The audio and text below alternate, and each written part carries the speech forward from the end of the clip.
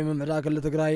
ገብረ ጻድቃን ገብሩ ዓዴ ዝርከቡ 5 ሰባት ናብ ቤት ፍርዲ ክቐርቡ ጻውዒት ቀሪቡ ኣሎ ብዝርዝር ክነካፍለኩም ኢና ብምቕጻል ድማ ሓደ ካብ ነበር ማእኸላይ ኮሚቴ ሕወሓት ዝተላኸ ጽሑፍ ኣለና ቅድሚ ኩናት 2013 ዝነበረ ኩነታት እዩ ብዝርዝር ናባኹም ክነካፍሎ ኣብ 2013 ኣብቲ እዋን እዞም ሰባት ብዘይካ ንስፍሓት ንኩሉ በር ዓጽዮም እዮም ነይሮም እቶም ኣዘዝቲ ክንደይ እዮም ንዳለው እናበሉ ለሚኖሞም ስዩም እኮ ስሚንቶ ሸይጥና እቲ ገንዘብ ስልጠናታት ነውዕሎ እንዳበለ ጸቕጥ ምሳብ ዝሐሎም በር እውን ዓጽዮምሉ ቅድሚ ኩናት ትግራይ ዝነበረ ኩነታት እውን ካብ ሓደ ነበር ማእኸላይ ኮሚቴ ዝተላኸ ጽሑፍ ኣለና ክነካፍለኩም ኢና ሰላምታና በብዘለኹም ወይብጻኹም ክብራትን ክብራት ተኸተልቲ ትግራይ ቱደይ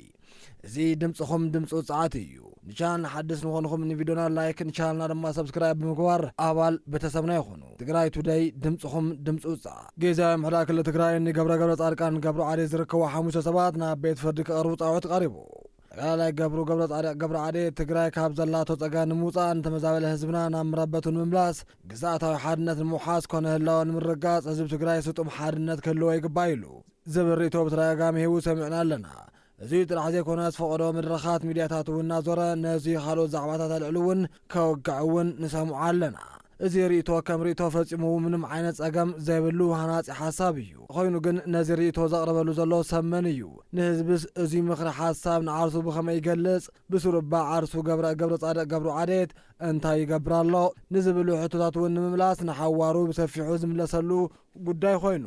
ንሓዚ ግን ብዛዕባ ነውራምነት ገስረጥነት ገብረ ጻድቃን ገብሩ ዓዴት ሓንቲ ኣብነት እውን ሕዝና ቀሪብና ኣለና ሓሳብና እውን ክነጠቓልል ከም ዝፍለጥ ኣብ እዋን መኸተ ኩሉ ሰብኣዊ ይኹን ማተርያላዊ ዓቕምታት ብቐዳምነት ናብ መኸተ ይኽተት ከም ዝነበረ እውን ይፍለጥ እዩ በዚ መሰረት እውን ካብቶም ኣብ እዋን መኸተ ገዚፍ ኩለመዳዊ ኣበርክቶ ዘበርከቱ ሓደ ኢንተርፕራይዝ መጽናዕቲ ዲዛይን ቁፅጥር ስራሕቲ ማይ ትግራይ እዩ እዚ ናይ ልምዓት ትካል ካልእ ገዲፍኻስ ኣስታት 20 መኪና ዝኾነ ሓደሽቲ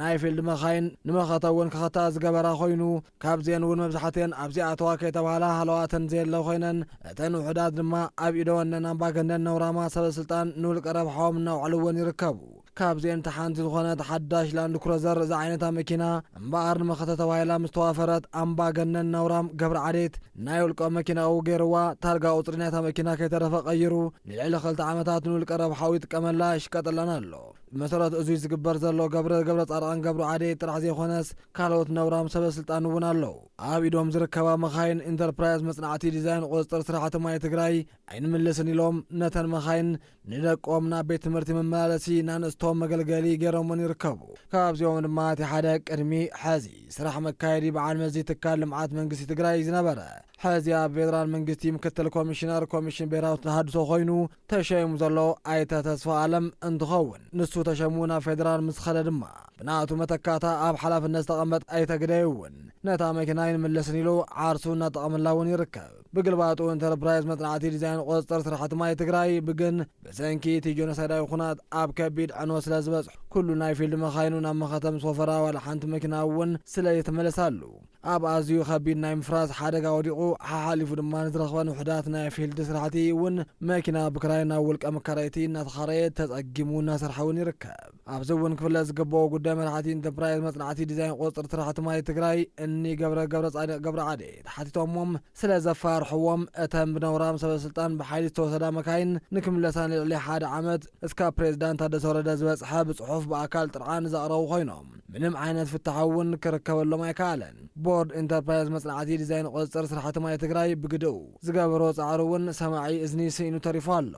ሞሲ እዚ ገብረ ጻድቅ ገብሩ ዓዴት ዝተባሃለ ነውራም ጉሒላ ካልእ ይጽንሐሞ ካብ ኢንተርፕራይዝ መጽናዕቲ ዲዛይን ቁፅጥር ስራሕቲ ማይ ትግራይ ብሓይሉ ናይ ትካል መኪና ካብ ሕጊ ወጻኢ ጎቢጡ እናሸቀጠላ ኣብ ዘለሉ እዋን ኣብ ዝተረኸበ መድረኽ ኩሉ ሓላይን ተቆርቋርን ህዝቢ ትግራይ መሲሉ እውን ይዕዝፍ ኣሎ እምበኣር ከስ ኩሉ ህዝቢ ትግራይ ይፍለጦ ገብረ ጻድቅ ገብረ ዓዴት ማለት ናይ ኢንተርፕራይዝ መጽናዕቲ ዲዛይን ቁፅጥር ስራሕቲ ማይ ትግራይ ላንድ ክሩዘር ዝዓይነታ መኪና ብሓይሉ መንዚዑ ታርጋ ቁፅራ ከይተረፈ ቀይሩ እናሸቀጠላ ዝርከብ ገበነኛ ሰብ እዩ እሞ ኸቲ ሕጊ የኽብር ኣለኹ ዝብል ጊዜያዊ ምሕዳር ክልል ትግራይ ደኣ ከምዚ ዝመሰሉ ቁሉዕ ገበና ፈጸሙ ዝርከቡ እኒ ገብረ ጻድቅ ገብሩ ዓዴት መዓዝ እዩ ብሕጊ ዝሓቶም ከም ገብረ ዓዴት ዝኣመሰሉ ገበነኛታት ናብ ቤት ፍርዲ እውን ክቐርቡ ይግባእ ናብ ዝቐጽል ዜና ክንሓልፍ ብምቕጻል ድማ ሓደ ካብ ነበር ማእኸላይ ኮሚቴ ሕወሓት ዝተላኸ ጽሑፍ ኣለና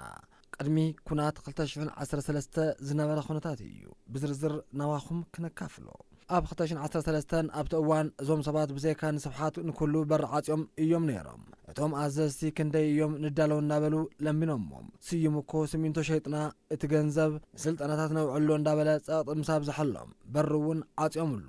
ብሓጎስ ጎደፋ ገይሩ እዩ መልእኽቲ ምልኣኽ ጀሚሩ ብሓደ ነበር ማእኸላይ ኮሚቴ ዝተላኸ ጽሑፍ ኣሎ ክነካፍለኩም እቶም ነበራት ኣመራርሓ ሕወሓት ምስ ጨነቆም ምስቲ ማእኸላይ ኮሚቴ ክንመያየጥ እንደሊ ኢና ኢሎም ዳማንድ ገይሮሞ ናብቲ ኣኸባ ግን ዓለም ደብረጽዮን ፈትለ ጥርሐዮም መጺኦም ነቲ ማእኸላይ ኮሚቴ ገዲፎሞ ንምንታይ ከምኡ ገይርኹም እንትብልዎም ድማ ምስጢር ይወፅእ ኣሎ ዝብል ምኽንያት እዮም ሂቦሞም እንታይ ኢኹም ትጀሃሩ ግን ድማ ምንም ምድላው ዘይገበሩ ዘለዉ ትብልዎም እኹል መሳርያ ስለ ዘለዎ እቲ ሚልሻ ምዕጣቕ እቲ ነባር ኣብ መከላከያ ዘሎ ፍሉይ ሓይልን እኹል እዮም ኢሎሞም ምስቶም ኣዘዝቲ ብዙሕ ምይጥ እውን ኣካይዶም ስለ ዝነበሩ እቲ ዝበልዎ ልክዕ ከም ዘይኾነ እውን ነጊሮሞም ብተወሳኺ እውን ስዩም ውግእ እንዳተባሃለ ምንም ዓይነት ዲፕሎማስያዊ ስራሕትኸ ኣይሰራሕኹም እንዲሁ ኣነ ወፃኢ ጉዳይ ሚኒስተር ናይ ኢትዮጵያ ኮይነ ነዊሕ ዝሰራሕኹን ኩናት እውን ተተላዒሉ ሱዳን እታ ኣዝያ ተገድሰና ጎረቤትና ከም ትኸውን ግልጽ እንዳሃለወ ነቲ ኣብኡ ንነዊሕ ዘገልገለ ኣምባሳደር ኣባድን ኣነን ዘለዎም ኔትወርክ ዘይጥቀሙ እንታይ ዲፕሎማሲ ደኣ ኢኹም ትሰርሑ ዘለኹም ድማ ኢልዋ ፈትለ ወርቅ ብሕርቃን ዓው ኢላ ንስዩም ስማዕ ኣባ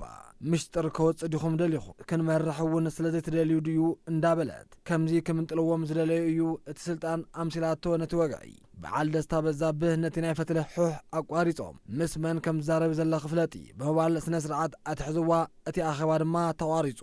እቶም ነባራት ግን ኣብ ከቢድ ጭንቀት እዮም ኩሎም እቶም መራሕቲ ነቲ ህዝቢ ከበልዕዎ እዮም ናብ ዝብል ድምዳመ እዮም በፂሖም ብጣዕሚ እውን ምስ ከበዶም እቲ ከይወፅእ ዝብልዎ ሓደጋ ህዝቢ ነፍልጥ ምንም ዓይነት ምድላው ከም ዘየለ መራሕቲ ናብ ሓደጋ የእትዎ ከም ዘለው ብሚድያ ኢሎም እውን ይውስኑ ንጽባሓቱ ድማ ናይ ሚድያ ንምውፃእ መደብ ሒዞም ኣብቲ ኣኼባ እውን ተዋጋዕቲ ወግዒ ግን ናይ እኒ ደብረጽዮን በፂሓ ስብሓት እዩ ድማ ሒዝዋ ከይዱ ብምሸቱ ዲጂታል ወያነ ተጠቂሞም ሰፊሕ ናይ ጸለመ ወፍሪ ኣብ ልዕሊ እቶም ነባራት ድማ ተጀመረ እቲ ፖፑሊዝም ናይ ትግዘት ተጠቅሞም ደብረጽዮን ክንደይ ክሰርሕ እንዳደለየ እቶም ነባራት ይዕንቅፍዎ ኣለዎ ዝብል ሰፊሕ ወፍሪ ድማ ተጀመረ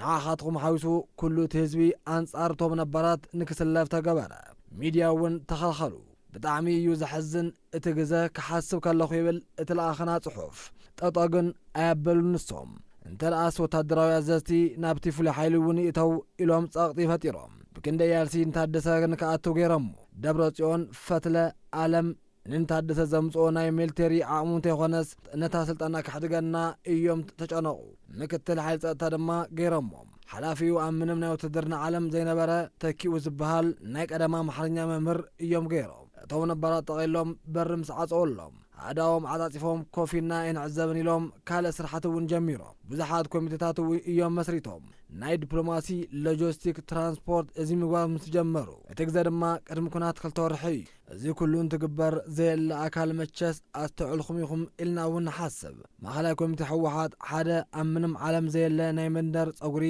ጠምቃሚ ማዕረ ፍልጠት እዩ ዘለዎ ኣብ ጉዳይ ኩነታት ትግራይ ነቲ ግዜ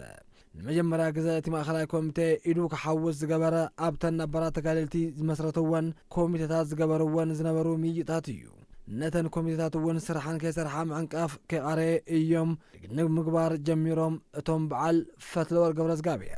ነቶም ማእኸላይ ኮሚቴ እውን ሓወስዎም ብተወሳኺ ድማ ኣዘዝ ሰራዊት ዘለዎ ነባራት ተጋደልቲ እውን ዝሓውስ ሙሉእ ፖሊት ቢሮ ኣብ ዘለሉ ሓደ ሴንትራል ኮማንድ ዝበሃል ናይ ውሳነ ማእኸላይ መሰረት ዝብል ሓሳብ ድማ በዓል ኣባይ ስዩምን ኣቕረቡ እምቢ ድማ በለዎም ክንደይ ለመና እዩ ድማ ሓሊፉ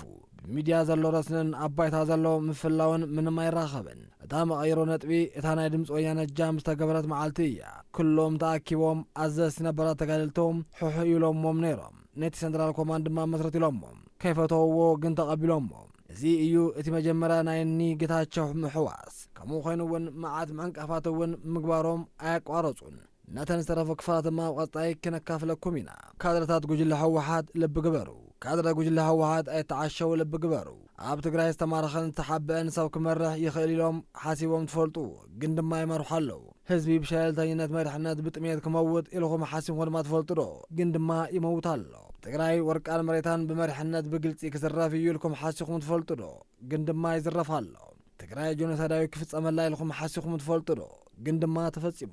بدمر زي قمتو قدايات اب تግራይ ተፈጺሞም ይፈጸሙን አለው ስለዚህ ምስቲ ጉጅለ ዝተረፍኩም ካድረታት ኣብ ትግራይ ዘሎ አማርሓ ጉጅለ ሕወሓት ሰራዊት ብስርቀ ምጭርዋርን ተመላልየኩም ከይጠፈ ልብ ግበሩ